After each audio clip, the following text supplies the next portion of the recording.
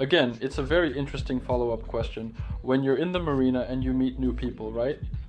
And since you're there for a while, you spend time with these people like, I don't know, the kids are hanging out. How easy is it to leave that place knowing that you might not see these people again? It's hard to leave. We've actually left a lot of places and people behind, but the connection with those people remains. And we don't have the feeling that we'll never see them again because, well, who knows, maybe we'll come back. So at first, when we left, we departed from Germany and headed towards the Mediterranean Sea.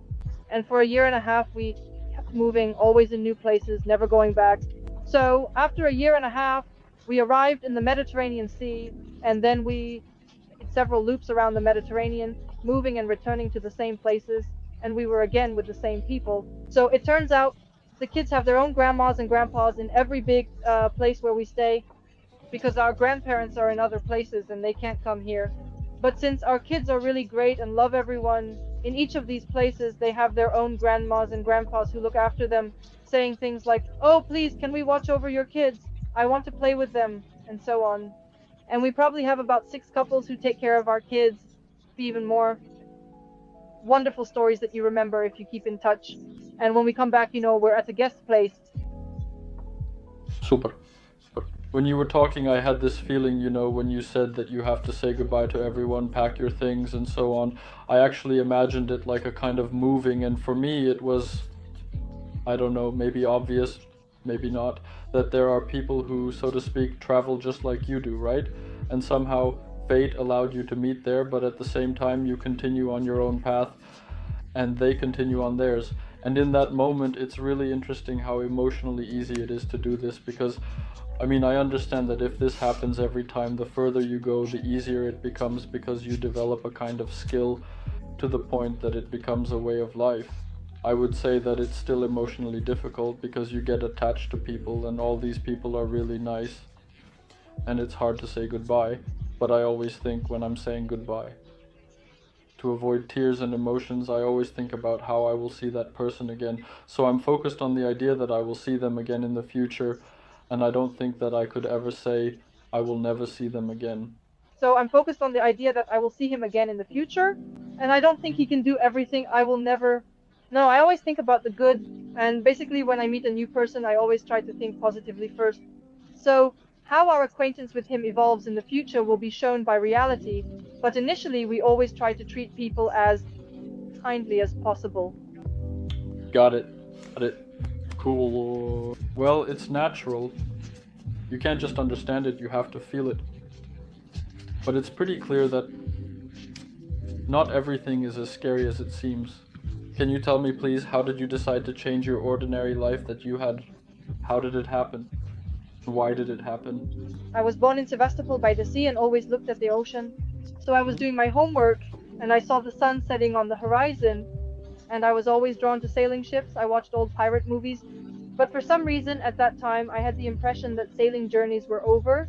That period of great discoveries is irretrievably in the past and it can't be brought back. People don't sail on yachts anymore and those kinds of ships no longer exist. There are regular liners, some military ships, but that's about it. And then, completely by chance, while I was in Moscow, I found out that you can actually complete a skipper course, and it's not some critical amount. In 2007, it was about 1,500 euros.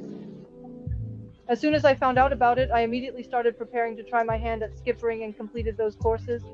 And basically, I started to nurture this dream that maybe someday I could buy a yacht. But at that time, I wasn't looking for a yacht. I didn't really know where to go. And I thought that the cost of a yacht could be 40, 50 euros. For me, of course, that amount was quite large, and I set the class aside for the future, for that distant dream. And then, when we started traveling by car with my husband, we covered very long distances. We lived on freelance, both in tents and in a protected area, earning a living through fishing, and we hunted for Kamchatka ships. We tried a lot of different things. And I realized, or rather I didn't realize, I accidentally found out on some foreign forum back in 2015 that apparently traveling on a yacht is a very simple way. You don't need a lot of documents like you do for a car. To travel to Europe, you need a green card, and there are other requirements, inspections. On a yacht, none of that exists. You can even visit more countries without a visa. So you can sail through all the seas of the world without a single visa. I was so shocked that I set a goal for myself. Want to try this. And then we started to gradually look at yachts. We started finding forums where were being offered, where they were being sold. Then we realized that actually a yacht doesn't cost that much, that yacht isn't a space rocket, and buying one is just as easy as buying a bicycle. And when I learned all of this, there was no stopping me. We specifically went to buy a yacht with a small child. He was 4 months old. In 3 days, we found 150 yachts in 11 countries. And from Черногория, we headed north to Europe, towards Germany, towards Sweden. It probably took us 2 weeks. And the fifth yacht in the viewing sequence, we realized that this was the one. It took us 10 minutes to make up our minds, and stayed on it that same day. Listen, it's really interesting, very interesting. You understand the questions I'm asking, I didn't know the answers to many of them either. So, this is also news to me, and I must say it's really quite fascinating to listen to and hear about. I had a follow-up question about whether you remember your first day on the yacht. I was wondering if you could share with us a bit more about your experience on that first day aboard the yacht when you stayed on that yacht. What was that feeling like? How did it happen? I actually have a memory of my first day on the yacht when I just rolled up to the port and I was just crying. I had such emotions I couldn't stop because what is a port? A port is when there are a lot of those beautiful white yachts, all well kept. People are all so good looking, dressed in those nice white nautical outfits. There are smiling people everywhere, and everything was so festive and colorful. When I saw it, I thought, oh my god, I want to stay here. I had tears in my eyes, and I didn't even try to hide them. It was such a genuine, childlike joy. And when we stayed on our yacht for the first day, before that we had been traveling by car, so we spent the whole journey either stopping in a tent on the shore somewhere, yes, spending the night in the Mediterranean Sea, or in the car, or in hostels. It varied. So when we moved onto the yacht, we realized, oh my god, there's so much space here. And this is a home that we can travel with. I really love this phrase that a yacht is a home, with any place on the planet at its doorstep.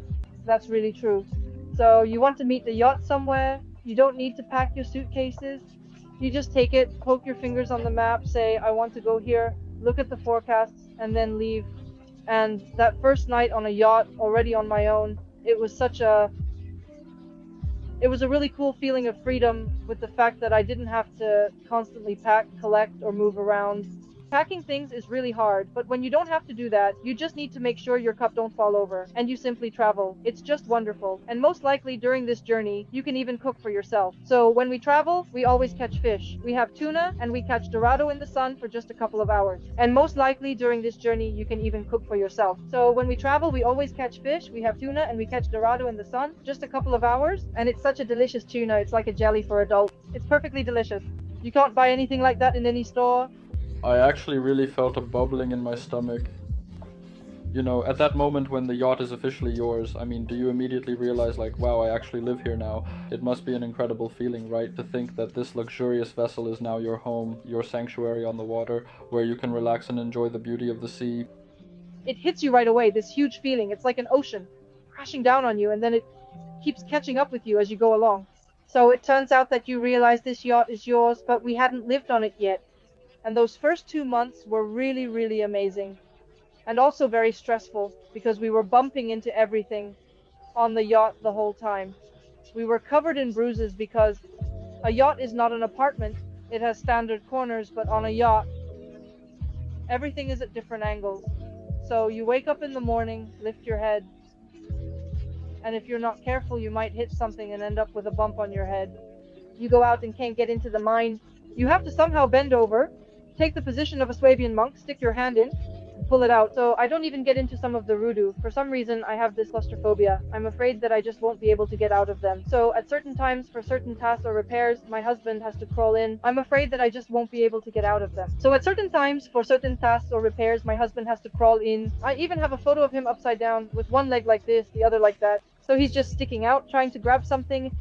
But from the perspective of developing flexibility, it was wonderful and perfect. The same thing happened with our kids. When they started walking, they also bumped into everything and suffered. And probably, first 6 months of living on Vibrant Travels were very tough for me. It was called saying goodbye to illusions. So it's really important for you to separate your ideal image of what life on a yacht looks like from reality.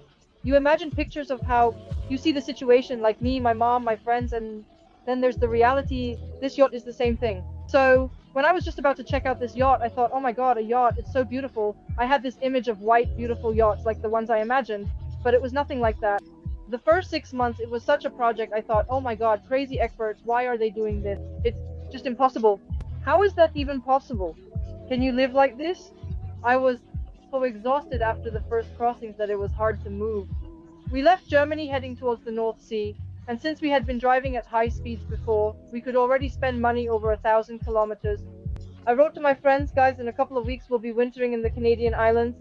5 years have passed and we haven't made it. Why is that? Because in reality, everyone thinks a yacht is some kind of speed rocket, but it's really not. The yacht moves through the bicycles, so you're sitting at the helm like this, and the landscape will move clockwise.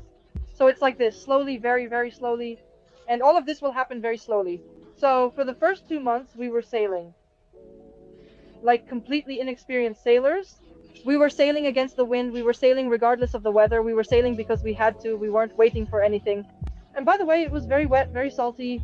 It was so salty that you literally drink tea like this, wipe your salty brow, and the tea becomes salty. It was intense. It was incredibly hard, but everyone must go through this.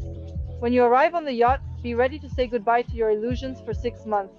After that, a super enjoyable period begins, where you'll boost your zen like a Shaolin monk and develop a thick skin to handle everything. People on land will envy your incredible inner growth, which you naturally wanted. And people on land will envy your incredible inner growth, which you didn't even strive for at all. You just naturally wanted it.